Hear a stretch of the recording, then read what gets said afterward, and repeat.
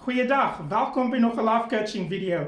Vandag wil ek saam met jou gesels oor, is jy dalk rigtingloos? Nou dis 'n vraag wat baie mense kan tref wanneer hulle in die midde van mislukking staan. Nou daai is die oomblik wanneer jy regtig waar jouself in twyfel. Daai is die oomblik wat jy regtig waar dink jy's 'n mislukking wanneer jy vasstaar in mislukking self. Nou weet jy, op daardie oomblik kan dit dalk vir jou voel of jou missie en visie wat jy het regtig waar onder jou voete uitgetrek word en jy val en dit lyk vir jou of niks gaan uitwerk nie.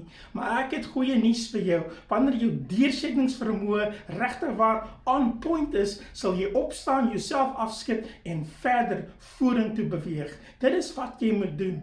Baie kere kan dit dalk vir jou lyk of niks wil uitwerk nie. Maar ek wil vir jou sê, by daai oomblik wat dit lyk vir jou of jy rigtingloos is, moet jy regtig waar op jou missie en jou visie konsentreer en fokus. Dit sal jou verder vat en dit sal jou voetpad wees na die plek toe waar jy altyd van gedroom het. Dit is wat jy moet doen. Wees vol moed, wees vol energie, wees vol positiwiteit en jy sal sien hoe jy vorentoe sal seëvier.